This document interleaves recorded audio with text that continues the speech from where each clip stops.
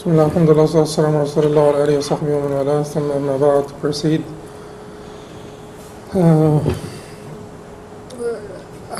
We will see. I'll try to make this the last session on Unit 1 so that we could have the exam on Unit 1 in 2 weeks.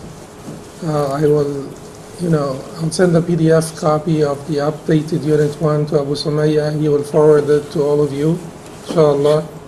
And we will give 2 weeks for revision of Unit 1.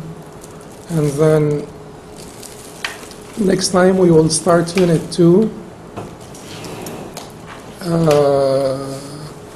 However, we will do the exam for Unit 1, inshallah, the following week. And when we're talking about units, we're talking about 12 units into which this book was divided. This is the book of the late scholar Umar Sulaiman al-Ashqar, rahimahullah, on Tarikh al-Tashri' al-Islami, history of Islamic legislation. And inshallah we will go over the entire book. It's made up of 12 units because we said that this is going to be a little bit different from our online teaching. We will take our time so that we could basically go over the details of the subject. Customarily, each unit would be finished in 1 week. We took a few weeks and we're still in Unit 1, and this will be the last day. Because as we said, we will not be bound by the timeline for the online studies. We have already covered the definition of fiqh in language and terminology. We've covered the fiqh including al-ahkam al-qat'iyya wal-ahkam al-dhanniyya, the definitive rulings and the speculative rulings. We covered the difference between fiqh and sharia in detail, and we talked about the aqsam al-fiqh, which are the different chapters and topics of fiqh. And we talked about the difference between ahkam al-ibadat wa ahkam al-muamalat, the rulings that pertain to ibadat, acts of worship, and those that pertain to muamalat or transactions. And today, inshallah, we will go over the last part of Unit 1, which will be about the inclusion of secondary man-made laws under the subject of Islamic fiqh. So, Shaykh Rahimahullah said the divisions of man-made laws, Aqsam al-Qanun al-Wada'i. He said before explaining that Islamic law includes all the divisions of man-made laws, I would like to make mention of the divisions of man-made law. So he said that man-made law is divided into 2 sections. We have the public law and we have the private law. The division is based on whether or not the state is party in the legal relations governed by these legislations. If the state, not in its capacity as a corporation or as an individual, because the state can sometimes be involved with another corporation on a venture, not in the capacity of it as the state, the sovereign state, but as an entity. The state, goes into a venture, a joint venture with a company. Here, the state is not treated as the sovereign state. It's treated as an individual, an entity only.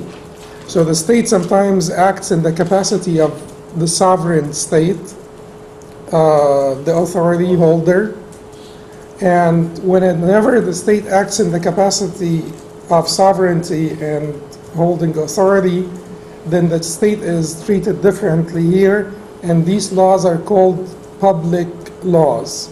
These laws are called public laws. Qanun Aam wal Qanun al-Khas. Qanun al-Aam is the public law. Qanun al-Khas is the private law. So if the state in its capacity as the holder of authority and sovereignty is involved in the legislation of a particular law, then the law is considered a public law. However, if the state is not a party in its capacity as the holder of authority and sovereignty and instead aims at achieving a private interest, then the law is considered a private law. So private laws will be any laws, in regulating the relationships between people, whether these are interpersonal relationships, family laws, or various transactions between people. The public laws will be defined here. So Al-Qanun Al-Am, the public law, that in turn is divided into two categories. There is Al-Qanun Al-Am Al-Dawli and Al-Qanun Al-Am Al-Dakhili. Al-Qanun Al-Am, the external, which is foreign, and the internal, which is domestic. The foreign public law and which is called international law, and the internal, which is the domestic law, which has 4 subdivisions. The international law is a set of rules, that is Al-Qanun Al-Dawli, is a set of rules that regulate the interrelations between countries and define their rights and obligations towards one another, whether at peace or at war. So that is which law? International law, and the international law is the foreign public law, Qanun Am. So because there are states involved here in their capacity of states, sovereign states. Domestic public law, which is the other division of Qanun Al-Am, or the public law. Domestic public law has a set of rules that determine the entity of the state and regulate its relations with individuals in its capacity as the holder of authority and sovereignty.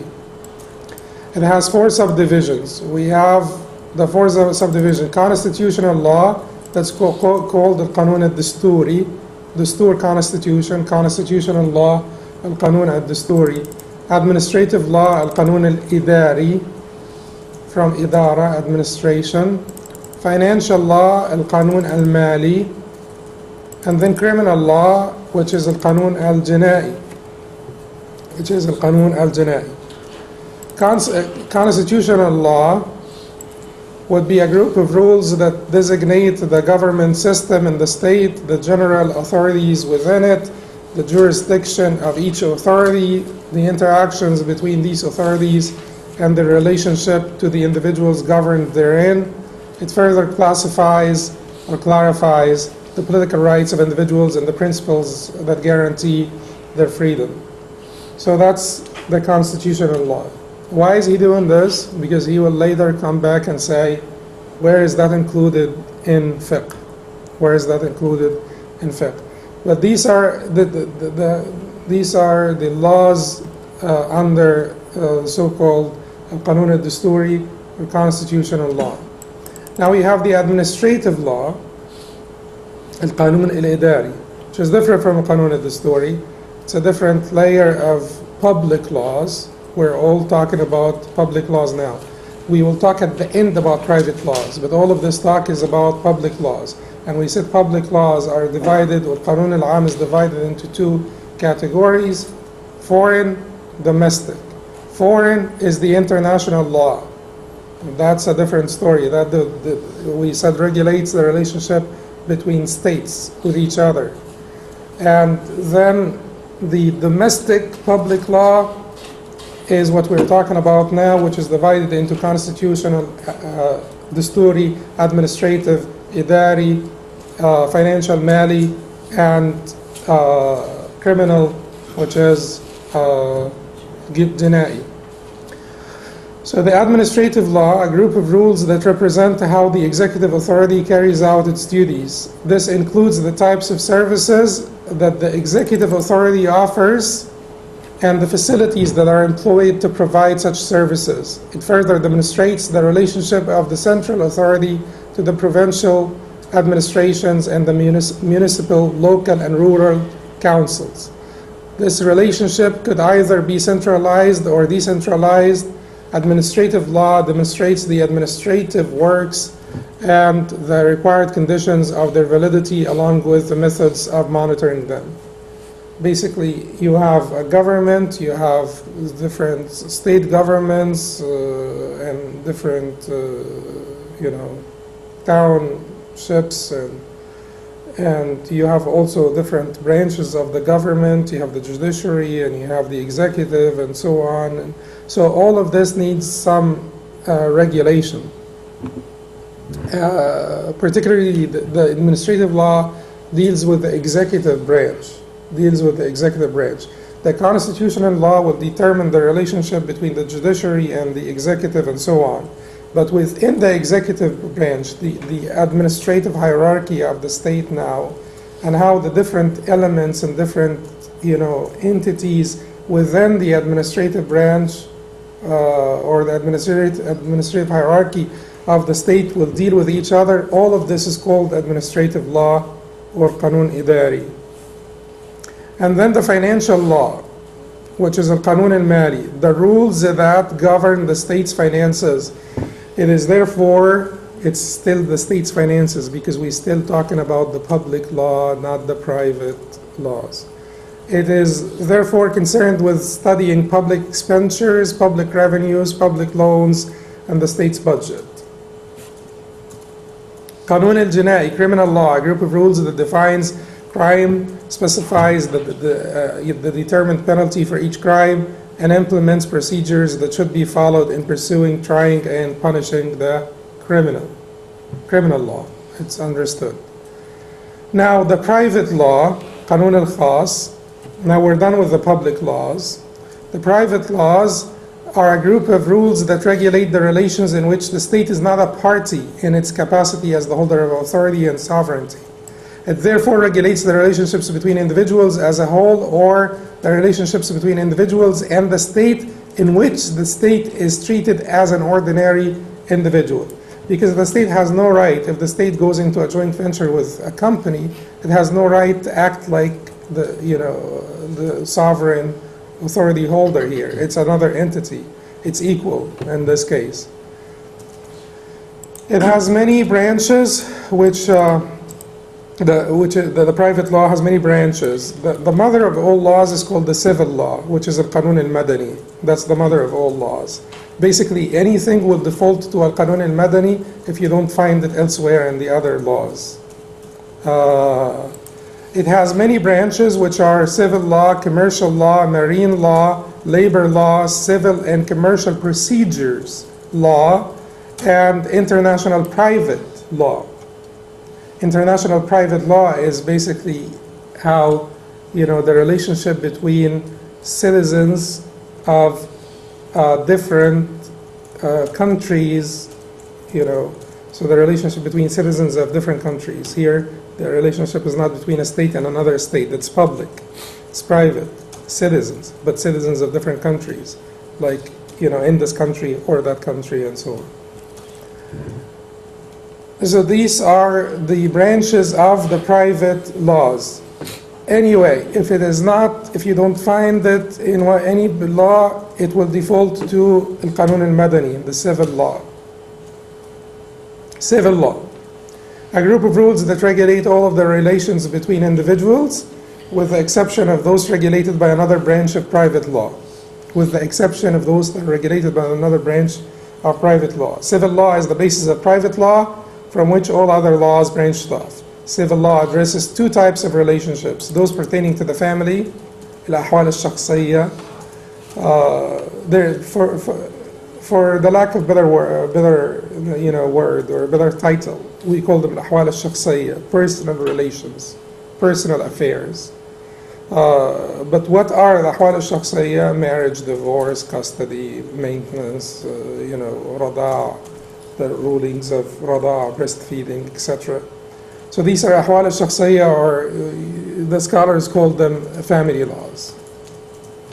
And then those pertaining to material interests, including everything that has to do with the individual's financial activities. So this is the fiqh of transactions, 1 and 2 in Mishkat. And then the other one, أحوال الشخصية, is fiqh of family, 1 and 2 in Mishkat. And then you have penal law also. That is just one subject. Okay, so now we're done with the civil law. Commercial law, a group of rules that regulate relationships resulting from commercial business. Marine, a group of rules that, so basically commercial law will have to do with corporations and all of those business ventures. Maritime law, a group of rules that regulate private relationships resulting from sea and navigation. Labor law, a group of rules that regulate the relationship between employees and their employers. Law of proceedings, a group of rules that demonstrate the procedures to be taken in courts to protect the rights of individuals in matters of dispute. Procedures. International private law, a group of rules that regulates the relationships among private citizens of different countries. It specifies the jurisdiction and applicable law. Okay, now, so the Sheikh continues on to addressing where those are placed, where those laws, different laws are placed, and that is to show us that Islamic fiqh does include all of the branches of man-made law. That is not to indicate that the Islamic law did come with specific detailed regulations in all spheres of life. Islamic law came whenever needed, such as in Ahkam al-Ibadat, with detailed specific instructions. Things that needed more flexibility because they vary from time to time and place to place. Islamic law came with guidelines, leaving a large room for human beings, human intellect, to branch off from those guidelines and to lay down rules and regulations in light of those guidelines, in light or, in conformity, in accordance, in harmony with those guidelines. But oftentimes those things will require intellectual, exercise, controversy, debate, and they will not be, matters of consensus most of the time, because whenever the human intellect goes in, agreement has to go out, because humans rarely agree on anything. So that is basically not to say that there are specific detailed instructions, because if you say this, you will look like a foolish zealot, and then people will not listen to you. You would, you may like to feel this way, but it is wrong, and it actually compromises the integrity of the Sharia itself, because flexibility should be shown where flexibility is warranted, and the Sharia determined that flexibility is warranted in these regards. Okay, so the place of these topics in the books of fiqh. The international law, or the public external law, foreign, external is a literal translation. It's the public foreign law. Muslim jurists were deeply concerned with matters of international public law.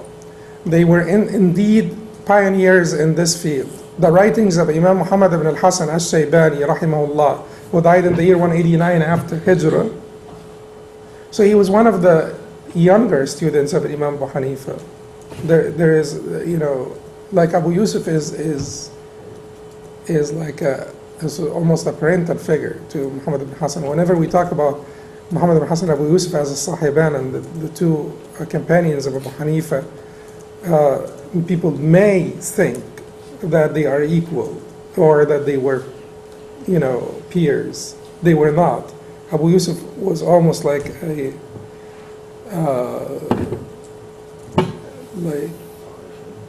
I don't want to say, because Muhammad ibn Hassan did receive knowledge directly from Abu Hanifa. So I wouldn't say that Abu Yusuf was his teacher. They were still seeking, but there is a huge age difference between Abu Yusuf and Muhammad ibn al-Hasan. Muhammad ibn al-Hasan is the younger of the two companions of Imam Abu Hanifa. Imam Abu Hanifa died in the year 150 after Hijrah. Imam Muhammad ibn al-Hasan died in the year 189 after Hijrah. But Imam Muhammad ibn al-Hasan's books, became the, basically the staple of Hanafi fiqh, because he lived a lot longer and he authored books on the fiqh of Abu Hanifa, whereas Abu Yusuf did not. Abu Yusuf basically authored his own books, which were not comprehensive of the fiqh of Abu Hanifa. So in terms of authorship, Muhammad ibn al-Hasan is the main source of Hanafi fiqh, rahimahullah ta'ala. So the prominence of Muhammad ibn al-Hasan comes from his authorship of the most important Hanafi books. But Abu Yusuf was senior to Muhammad ibn al-Hasan. Abu Yusuf is the main student of Imam Abu Hanifa, and Abu Yusuf was the Chief Justice during the time of Harun al-Rashid, and he is, credited with spreading the Hanafi madhab throughout the eastern lands of the Islamic State. Anyway, so Muhammad ibn Hassan al-Shaybani, rahimahullah, wrote his book As-Siyar al-Kabir, which included much of those laws, international laws. So his writings in this book prompted many contemporary scholars to credit him as the father of international law, Muhammad ibn Hassan al-Shaybani, in his book As-Siyar al-Kabir. It is worthy to mention that the rules of international public law in Islamic Sharia were drawn originally from the Noble Quran itself, the Hadith of the Messenger of Allah, and the reports of the companions. The most important rules of this law are, and we will quickly go over them.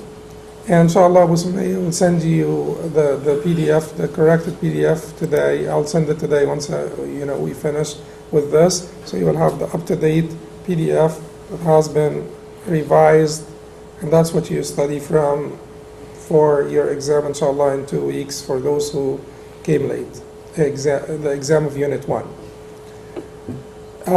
Okay, so the principles of international public law. One, the unity of mankind. The Islamic Sharia considers all people as one nation under the umbrella of humanity. It further stressed that there are different tribes and communities, or different nations and tribes, are not meant for them to fight and dispute among each other.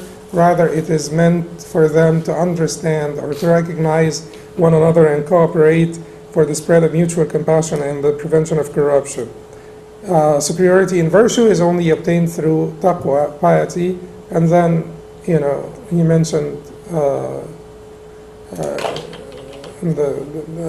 verse from the Quran.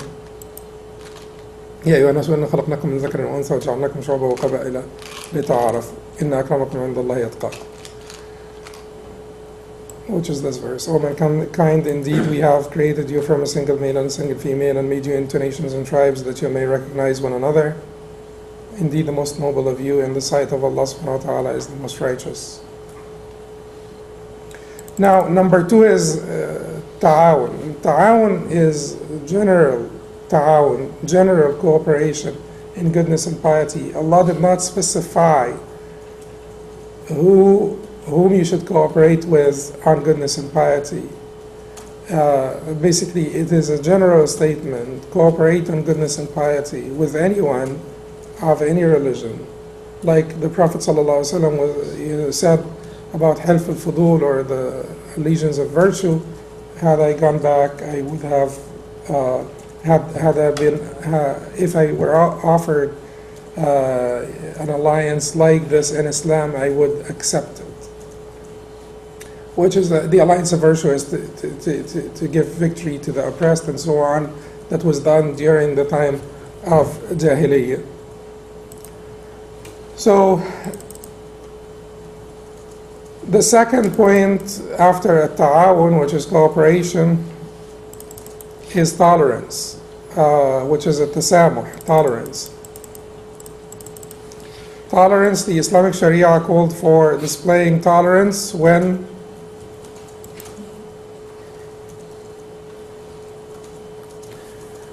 you will get the revised copy. It says here التسامح غير الذليل.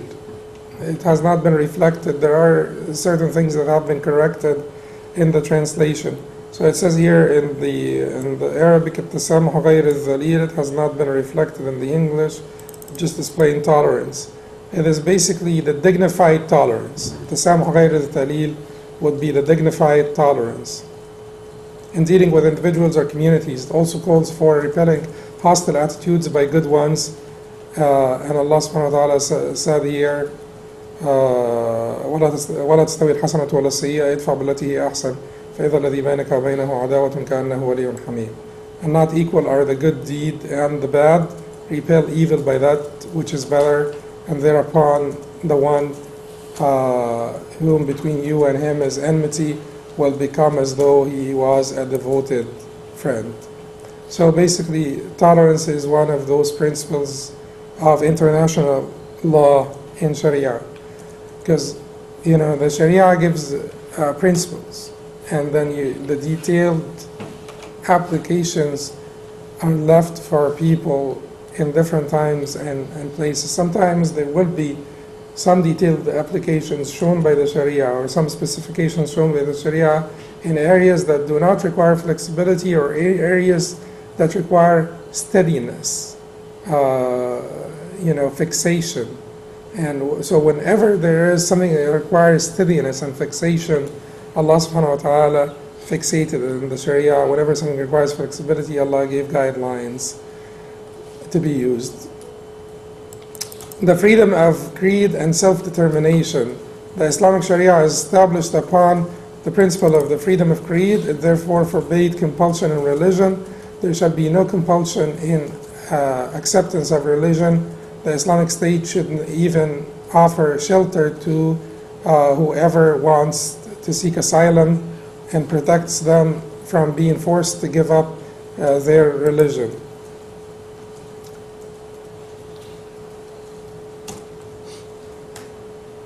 Okay, so someone may say that the laws of apostasy would contradict this. Well, number one, when we're talking about freedom of religion, we're talking about people of other faith groups. We're not talking about Muslims in particular. Number two, the rules of apostasy have not been universally applied to every apostate during the time of the Prophet ﷺ or afterwards.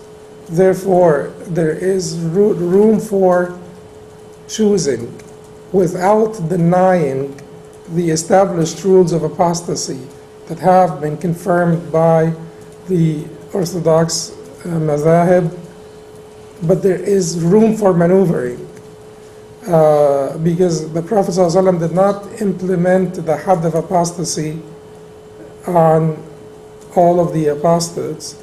In fact, it has not been reported that the Prophet ﷺ brought someone to death because of apostasy. So the idea here is that these rules are established and there is no denial of them, the rules of apostasy, because they are established in the authentic Sunnah. But is this the only way the Prophet ﷺ treated the apostates? No, it is not. There were apostates during the time of the Prophet ﷺ that were not, touched by Muslims, and there are several, cases of apostasy that are recorded that have not been prosecuted by Muslims. Likewise, when we talk about the three options that the Shaykh will talk about now, which is Islam Jizya Harb, Islam Jizya or war, Islam poll taxes or war, Islam Jizya Harb. Has this been the only way the Prophet ﷺ treated other states or other nations or other groups of people? No, it has not been the only way, because there were many treaties of peace that the Prophet ﷺ signed with other nations, which means what? Which means that there are alternatives.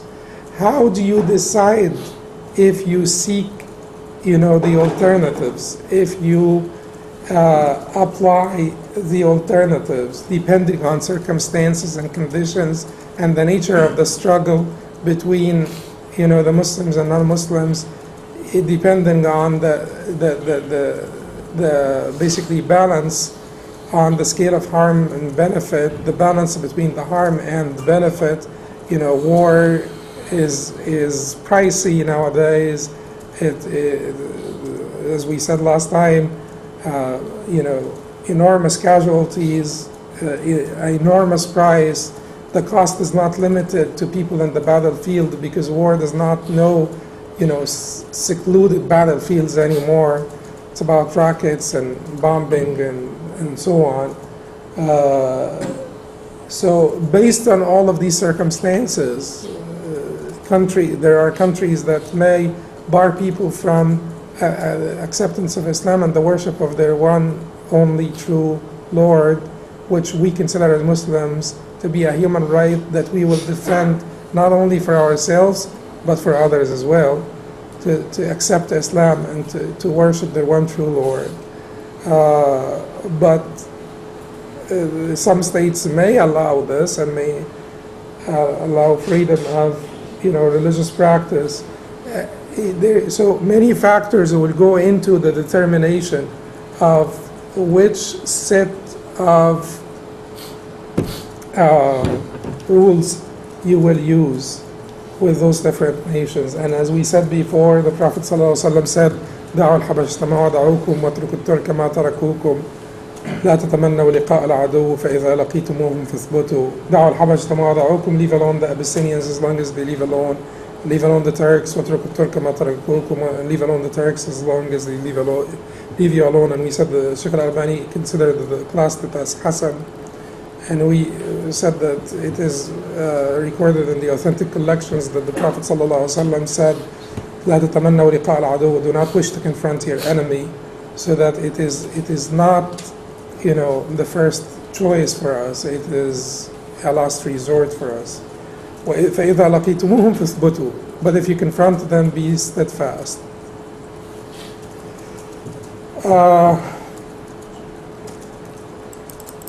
So like I said, the determination of how to deal with the apostates will be also left for the Muslim state, and many factors will go into that determination. We have established rules that would allow the governor to implement the punishment of apostasy, but the governor or the government is not like the other hudud.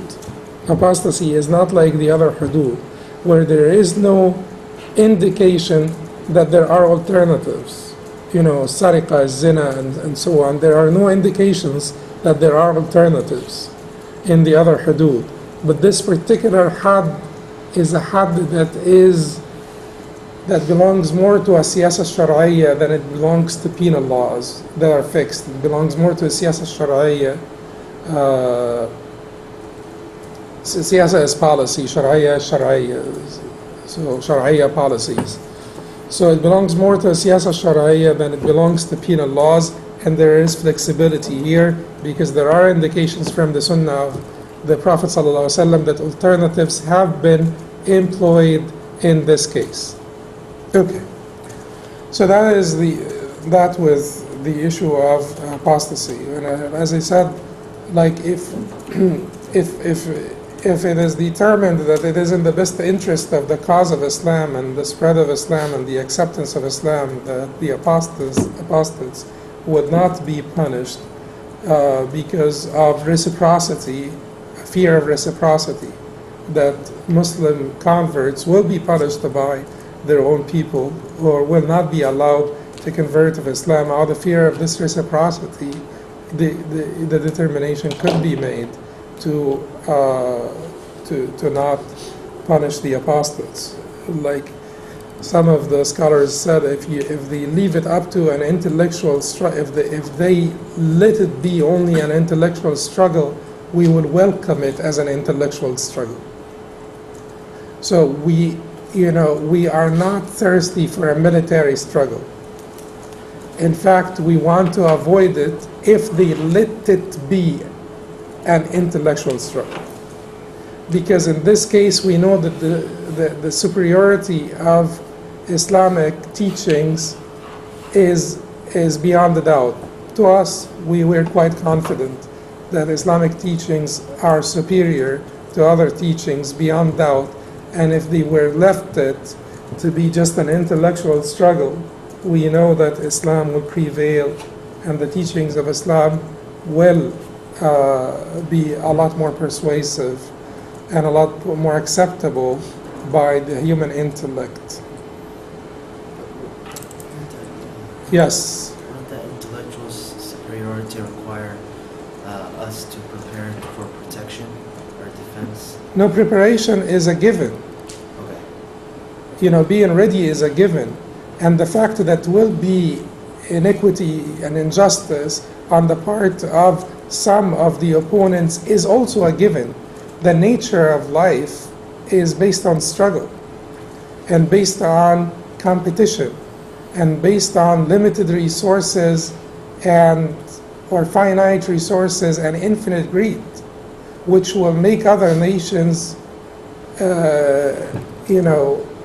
hostile towards you. So if you're not prepared and you're not ready to lose your life to defend your rights and the rights of the weak and oppressed elsewhere, because jihad in Islam, and this is something that we have to understand, is not limited to self-defense. Otherwise, we would be extremely selfish and egotistic people, careless, reckless, have no feelings for humanity. So the cause of justice for the entire humanity, it is to defend the cause of justice, not to defend us alone, otherwise we will be self-centered. It is to defend the cause of justice for the entire humanity. And that's why Allah says, وَمَا لَكُمْ لَا تُقَاتِلُونَ فِي سَبِيلِ اللَّهِ وَالْمُسْتَضْعَفِينَ مِنَ الرِّجَالِ وَالنِّسَاءِ وَالْوِلْدَانِ الَّذِينَ يَقُولُونَ رَبَّنَا أَخْرِجْنَا مِنْ هَذِهِ الْقَرْيَةِ الظَّالِمِ أَهْلُهَا وَاجْعَلْ لَنَا مِنْ لَدُنْكَ وَلِيًّا وَاجْعَلْ لَنَا مِنْ لَدُنْكَ نَصِيرًا. And why don't you fight for the cause of Allah and the cause of the weak and oppressed amongst men, women, and children who say, cry out to their Lord, O Allah, deliver us from this village whose people are oppressors, and send to us from you someone who will give us victory, and send to us from you someone who will give us support. It was basically not conceivable for the righteous to leave the people under the tyranny of the Roman Empire, the subjects of the Roman Empire, to leave them under the tyranny of the Roman Empire. It was not conceivable for righteous people to sit down and just let this ongoing oppression carry on. The Roman subjects, after they were liberated, they appreciated the fact that they were liberated by the Ishmaelites or the Muslims or the Southerners from the tyranny of the Romans. Okay, justice. The Islamic Sharia calls for the institution of justice and to judge according to it in peace as well as in war. It obliges its followers to exercise justice with all people. All you who have believed, be persistently standing firm in justice, witnesses to Allah. يا أيها الذين آمنوا كونوا قوامين بالقسط شهداء لله. Even if it is against yourselves, وَلَوْ عَلَى أَنفُسِكُمْ أَوْ الْوَالِدَيْنِ وَالْأَقْرَبِينَ. Allah also said, and do not let the hatred of a people prevent you from being just. وَلَا يَجْرِمَنَّكُمْ شَنَآنُ قَوْمٍ عَلَى أَلَّا تَعْدِلُوا. Be just, اعدلوا. That is closer, or that's nearer to righteousness. هُوَ أَقْرَبُ لِلتَّقْوَى. Now, so justice. Reciprocity is also one principle of Islamic international law. The Islamic Sharia affirms the concept of reciprocity and the principle of identical repayment, which could be applied by confronting those who are likely to break the covenants, but only after informing them of our new stance regarding them. So if someone is about to break the covenant, then you disclose your intent to them that you're breaking the covenant, which is basically being preemptive if you know that armies are mobilizing forces to attack you, and there is a covenant between you and them, you do not attack them before you announce the break of the covenant to them. And then you announce the break of the covenant, and then you proceed to attack. The four types of domestic public law, constitutional, administrative, criminal, and financial, have been studied rigorously by the jurists, some in great detail and some in less detail, as we said, wherever flexibility is warranted.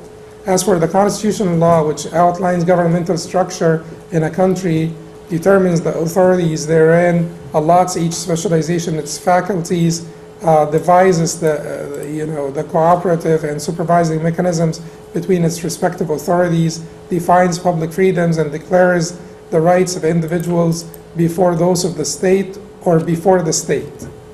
This is corrected in the revised version. And the rights of individuals before the state. All this was studied under the banner of imama, leadership, khilafah, caliphate, the bay'ah, pledge of allegiance to the rulers, the conditions they should meet, and the rights of the people over them. They also dealt with the concepts of justice, equity, and shura, consultation. Equality. Oh, we'll call it equity for now. It's better, I guess. Because justice is more equity than equality.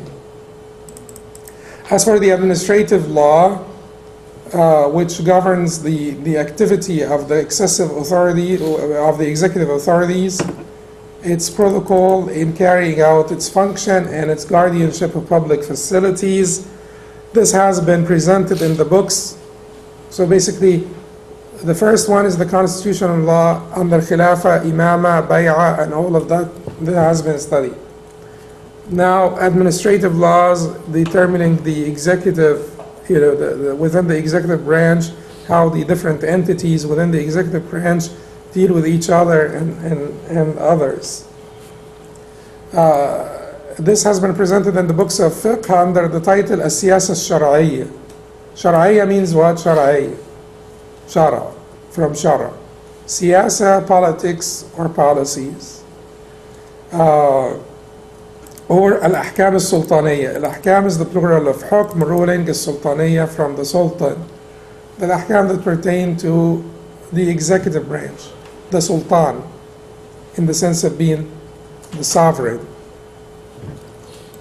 Scholars authored in independent works on the topic, such as Siyasa Al-Shar'iyya by Ibn Taymiyyah, Al-Ahkam Al-Sultaniyya by Abu Ya'la, and Al-Ahkam Al-Sultaniyya by Al-Mawardi, rahimahumullah ta'ala. As for criminal law, there is Al-Ghiyath also by Al-Juwayni, rahimahullah ta'ala. As for criminal law, there is a sector of law compiled in specific chapters in fiqh, books entitled Al-Jinayat, or Criminal Acts, Hudud, Prescribed Penalties, and Ta'zir, discretionary penalties. The chapters provide detailed information about the types of criminal acts and their respective penalties, which are legislated by Islam. Certain criminal acts for which no specific penalty is determined are left to the discretion of the rulers and judges. When you say certain criminal acts for which no penalty was prescribed, it makes it feel like those are few acts. But are they few acts? No. In fact, the prescribed penalties are 6 penalties. So there's got to be a lot of criminal acts, beyond those 6.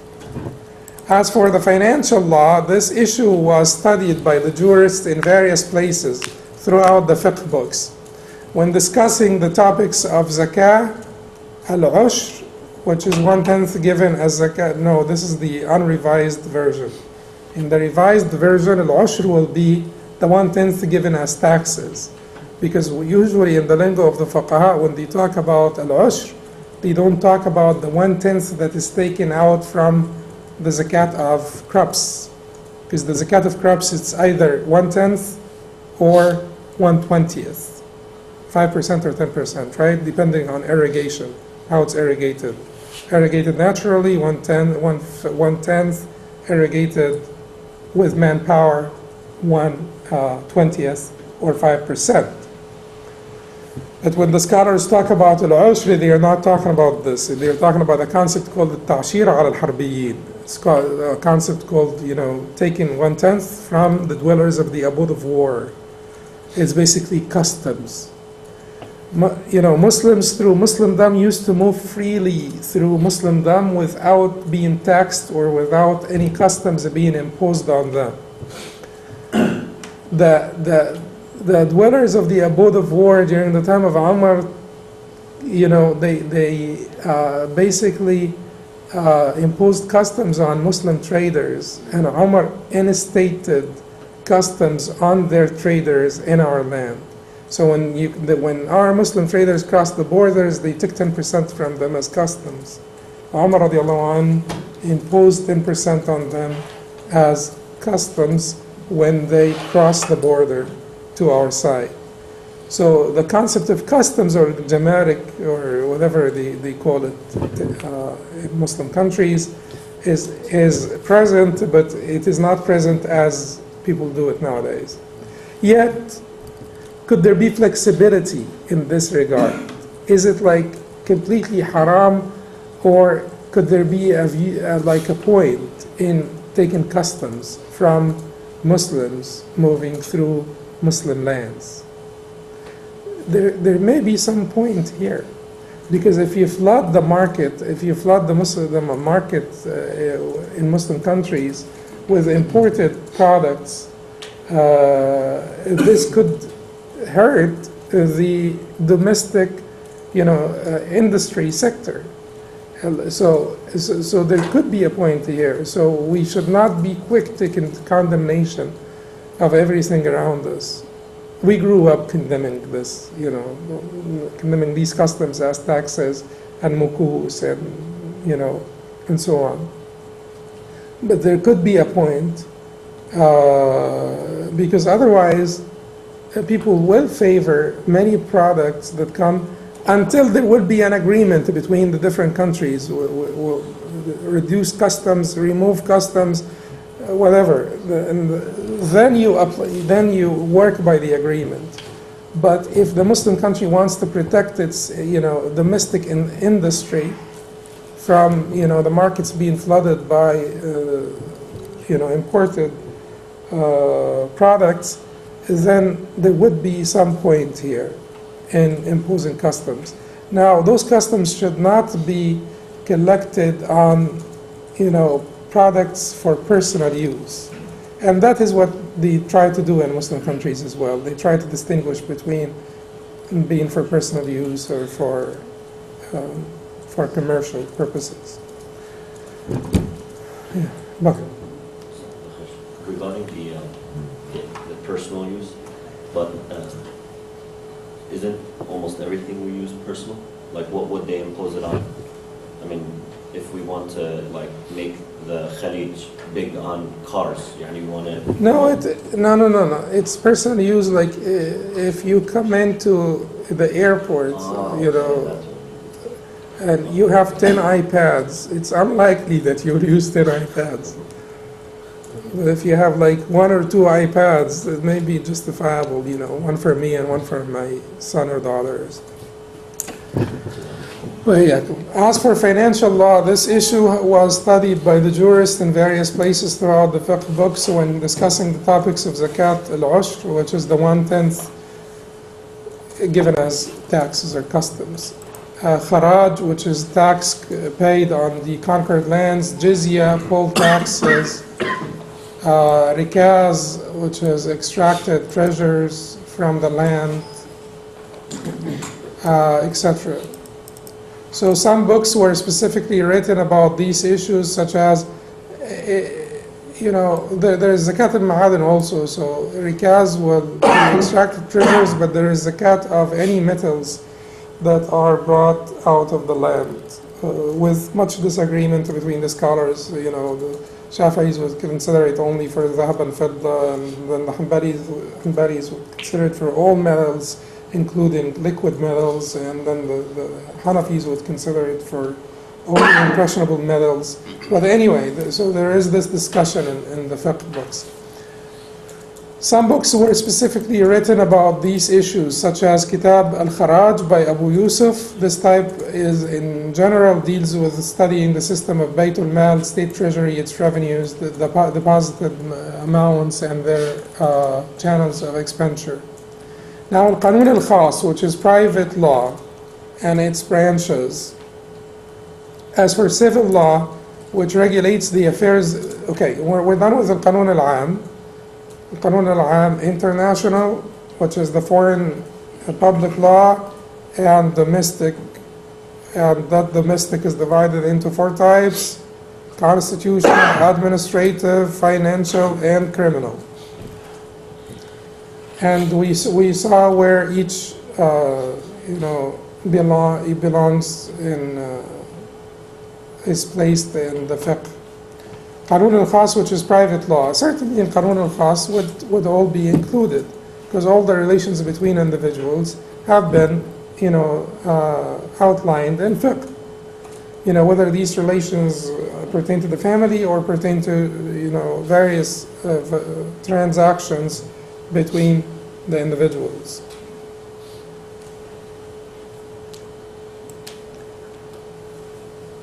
Okay, so as for the civil law, which regulates the affairs of the individual, this is addressed in the transactions section of Islamic jurisprudence and covers all types of interpersonal affairs, whether those of particular individuals.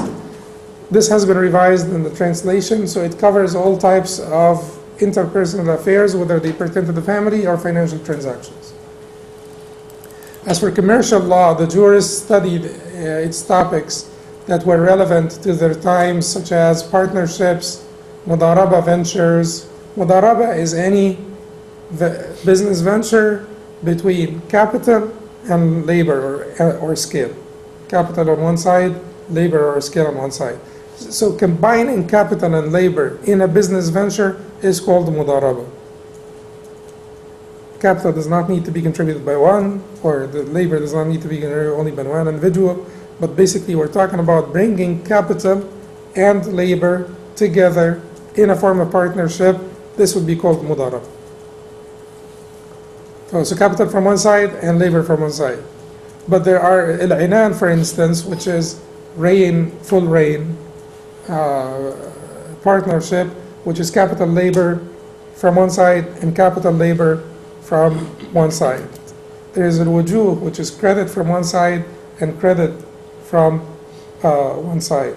There is al-mufawada, which is everything from one side and then everything from one side. Credit, capital, labor from one side, credit, capital, labor from one side. But that is discussed in fiqh of transactions. As for commercial law, the jurists studied, we said, mudaraba ventures and bankruptcy. Thereafter, they left customs to decide the remainder of its components, for commerce then was not as complex as it is today. Rather, it was simple and straightforward. Finally, there is the law of proceedings. This refers to a group of principles explaining the necessary actions and procedures to implement the civil and commercial laws. It covers lawsuits from the time they are filed until the verdict is carried out. The jurists studied this law under the rulings in the chapters of lawsuits, da'awa, judiciaries, qada, testimonies, shahadat. Da'awa wal-qada wal-shahadat. Da'awa, lawsuits, judiciaries, qada, testimonies, shahadat. Therein they explained how a lawsuit is filed, the necessary steps that should be followed until it's judged, and the difference between a legitimate lawsuit that may be heard and an illegitimate lawsuit that does not qualify to be heard in court. Finally, why didn't the jurists categorize Islamic jurisprudence in the same manner that man-made laws are categorized?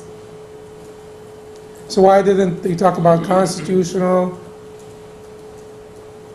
Because, Islamic law, like we said before, it doesn't always have to be because they're better and we're worse. And that's like too much simplification. Because they were smarter and we're dumb, and we have to classify things for ourselves because we're dumb. It is oversimplification. There are multitudes of factors. Sciences grow over time, right or wrong? and the legal sciences also grow. We have the fixed principles of the Sharia, but the legal science itself, don't tell me that the legal sciences did not grow from the time of Tabi'een to after the time of Tabi'een, that the Mazahib did not contribute to the growth of our fiqhi legacy. That Abu Hanifa and Shafi'i and Malik and Ahmad were inconsequential. They helped things grow. What did they help grow? The Sharia needed to grow. No, the Sharia did not need to grow. Our heritage of legal sciences grew. So sciences grow. So part of the growth of science is more classification of things, dividing of things. So it is not always because we are, because we need it, because of our incompetency. It is sometimes also because things have to grow. Because things also get more and more complex over time, more and more intricate, sophisticated. So you need specialty. Nowadays, basically they didn't do this because it was just one judge doing everything. They did not have the separate courts. They had the court, and they had the judge. Every village had a judge. That judge took care of everything. And that judge, whenever needed, ruled against the ruler, the sultan. So he's doing constitutional, he's doing this, he's doing that, he's doing everything. But nowadays, with how things have become, it's quite obvious that if you really need to judge in matters that are so complex, such as business, the relationship between different businesses, are things the same like they were 200 years ago? I'm not talking 1,200 years ago or 1,400 years ago. I'm just talking 100 years ago, 50 years ago. The number of different business models they came up with in the last 20 years is huge. Now this adds layers of complexity, and whether or not they're doing the right thing, whether or not much of these models is permissible to begin with. But in order for, you have been involved in a particular business venture according to a particular business model with your friend or your fellow. The judge will need to figure out how to resolve the problem between you, so the judge need to have some understanding of that business model that you have been involved in. Therefore, you do need to break things down, not only because we're done, but also because things have become a lot more complex than they were before, and you do need further classification, categorization, and breaking down of things. So that's why they did not divide the laws, because it was one judge doing everything, and now we may need to divide them because it's different. The last thing that is mentioned here is that the Islamic Sharia is more comprehensive than man-made laws.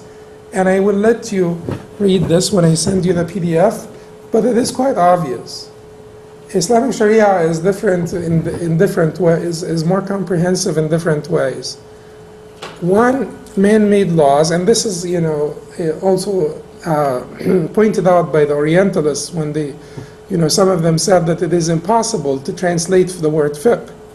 The Orientalists themselves said that there is no equal to the word fiqh in the Western languages, because fiqh, like in the Arabic language, is different from fiqh in terminology. But fiqh in terminology became such a terminology that has no equal in Western languages because they don't have its equal. If they have something like it, then they would be able to translate it. But since they don't have its equal, they don't have a word for it. Fiqh is larger than Sharia is larger than man-made laws, because the Sharia also includes the relationship between man and his Lord. Right? Not only this. It addresses the relationship between man and But the man-made laws address the relationships between man and himself. Etiquettes, how you eat and how you dress. These are not, it is between you and yourself. Even how you use the bathroom. So it's much wider in this regard. Also, the Sharia is much wider in another regard. In human laws, although this may be true I don't know if it's true, but it may be true in some laws and on a very limited scale. But in man-made laws in general, is there such categories like mustahab and makruh, recommended and disliked? No. They don't have those. It is either permissible or not permissible. That is all what man-made laws care for. Permissible, not permissible. And then there is the obligatorios. Those two different categories or divisions of mustahab and makruh are not present. Because they certainly, أَلَا يَعْلَمُ مَنْ خَلَقَ وَهُوَ اللَّطِيفُ الْخَبِيرُ. Does he not know what he created when he is the all-Sadr, all-aware? Allah subhanahu wa ta'ala knows the intricacy of the human self, the human soul, and knows the weaknesses and strengths and so on. So sometimes Allah knows that this is better for you. But because of your weakness, Allah does not make it obligatory on you. Everything where the benefit outweighs the harm would either be recommended or obligatory, right?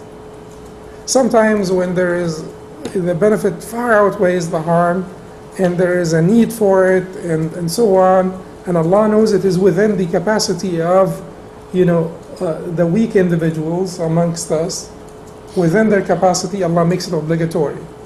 But sometimes when the benefit outweighs the harm to some extent, but Allah knows that some of us may not be able to do it and so on, then Allah makes it recommended only.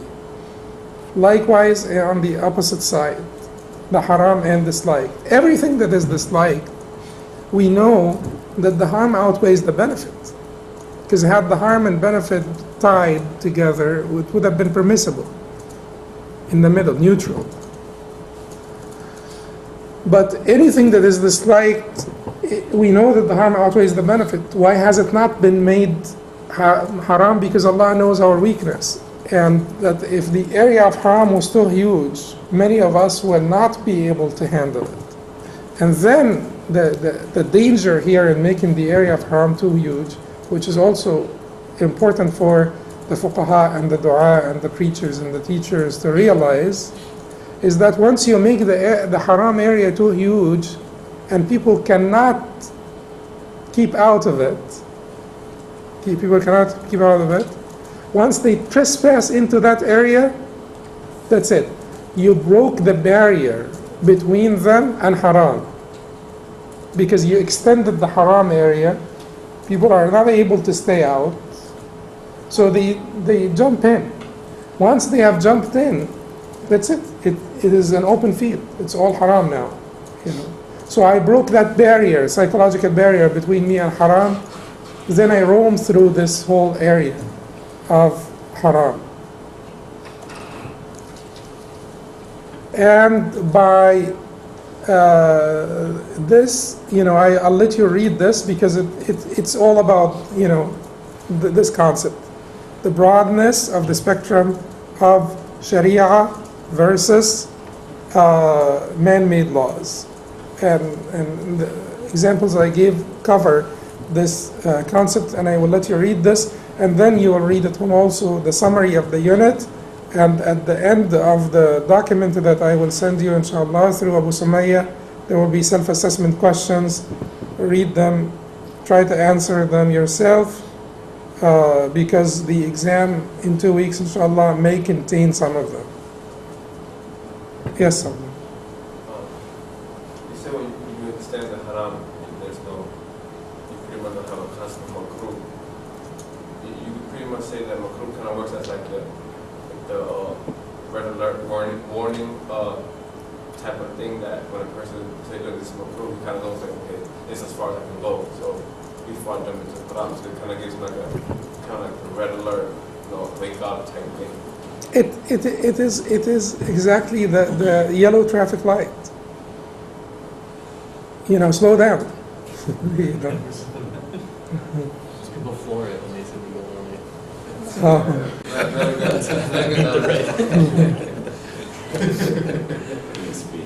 Maybe the yellow traffic light is not the best.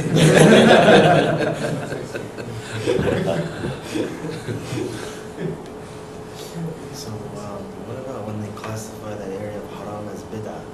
I mean, that's like another field that they throw you in. And, They classify the area of haram as bid'ah? yeah. How? So they don't tell you what you're doing is haram. They tell you it's bid'ah? They'll claim you're a mubtadi' or No, but there is a huge difference between bid'ah and haram. Right or wrong? Yes. Bid'ah in the deen is haram, but not all haram is bid'ah. Because bid'ah is basically when you try to draw closer to Allah subhanahu wa ta'ala by an act that was not prescribed by the Sharia. And it requires certain criteria for you to be mubtada. So البدعة طريقة مخترعة في الدين تضاهي الشرعية يقصد من المواظبة عليها التقرب إلى الله تعالى. Bid'ah is an innovated matter in the deen that looks like the real deen, شرعية, that looks like the شرع, but it's not.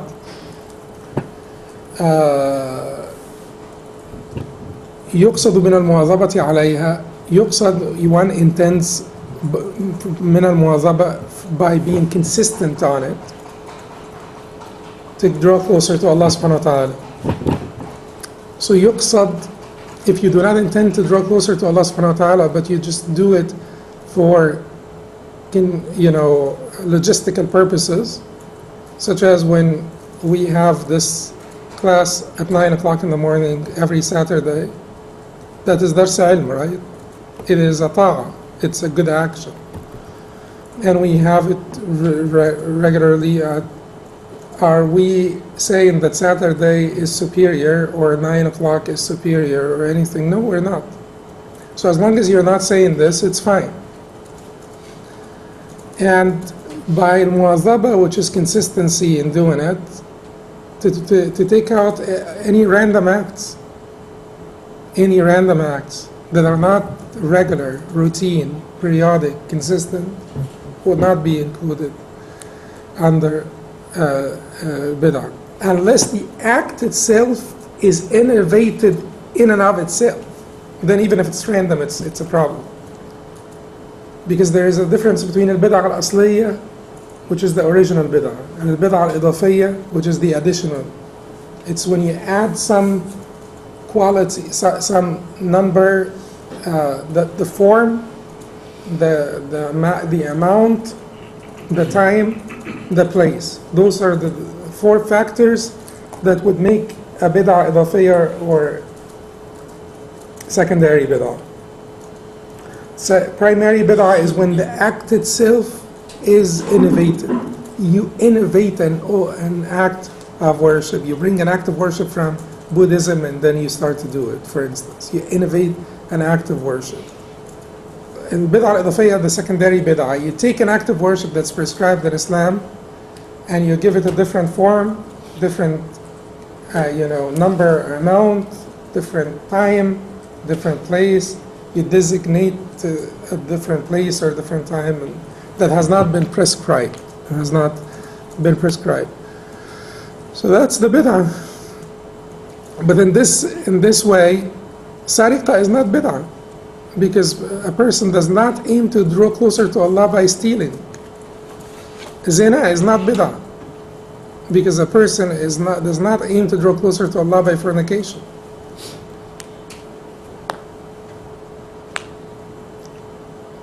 And it is not true that any bid'ah is worse than any sin.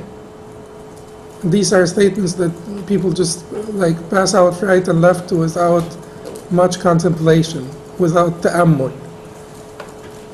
It is not true that every bid'ah is worse, any bid'ah is worse than any sin.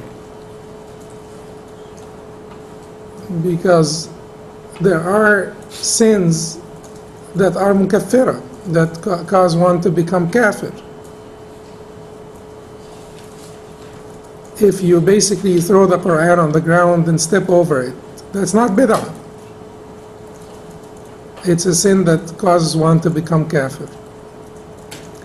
And al-mubiqat, the enormities, we're not gonna, it is inconceivable that every form of bid'ah is worse than all of the enormities. Al-mubiqat.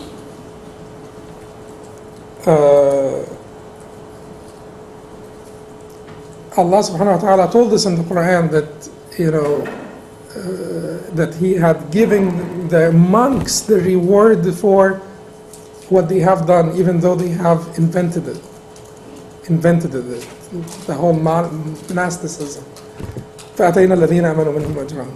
And we have given those who have believed of them the reward.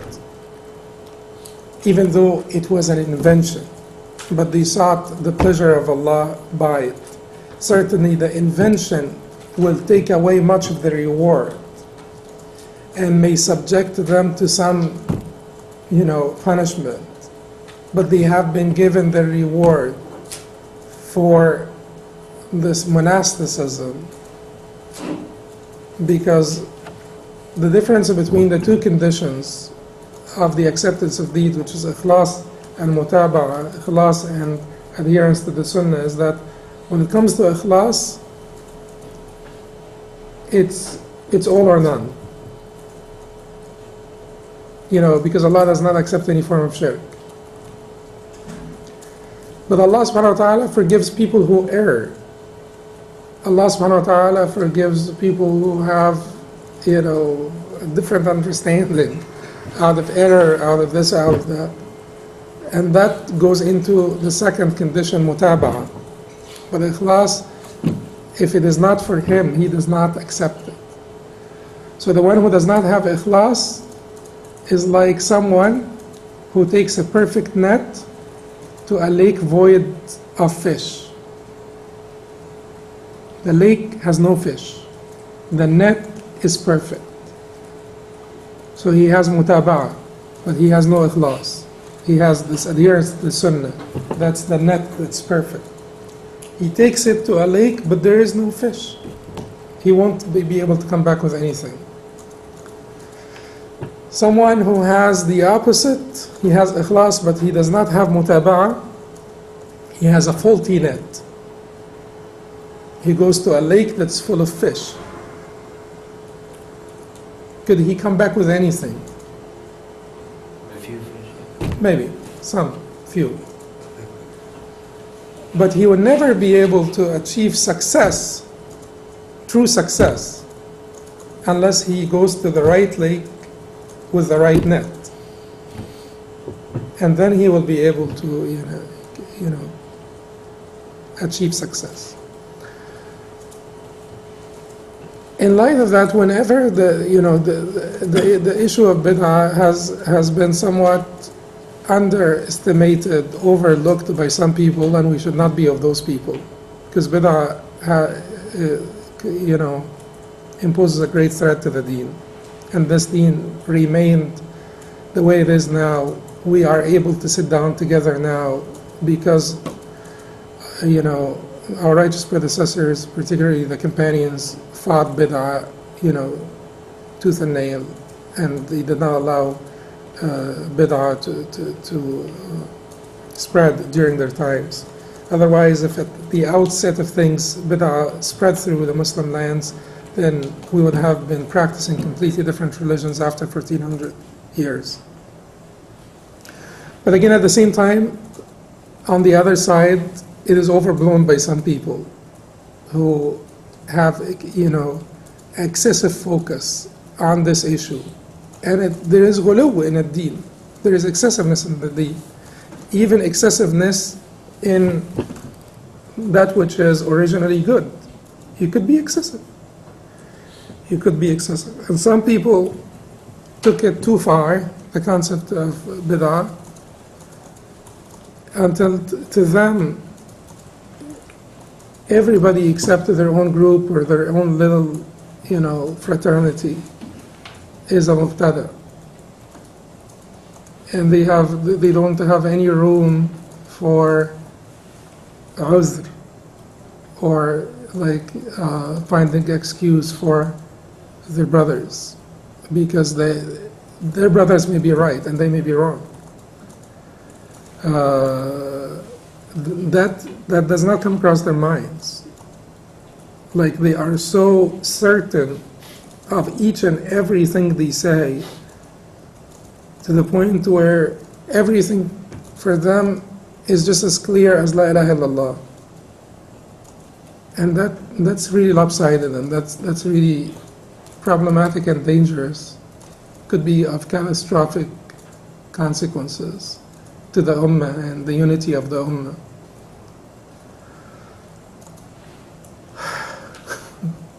That's why I'm not. Yeah. But at any rate, so those people actually distort and ruin the image of Salafiyya or Salafism. And we should not allow them to run away with this term. So we should adhere to this term.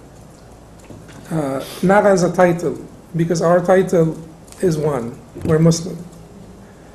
But as a concept that we cherish, that we love, that we adhere to, Salafism as a concept, referring back to the righteous predecessors, the three generations, most importantly, the first, which is the generation of the Sahaba Radwanullahi alayhim.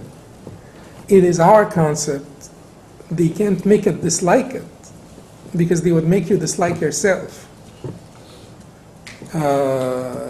So their excessiveness in this regard should not make us dislike our own concept, our own values. Because if you allow this, you will allow so many Muslims to make you dislike Islam because of their misinterpretation of Islam, because of their misapplication of Islam, misrepresentation of Islam. You will allow them to make you dislike Islam itself. So basically, you have to be clear on your values, clear on your priorities, your understanding of the deen, and do not allow people to push you left and right. Yeah. جزاكم الله خير. سبحانك اللهم وبحمدك.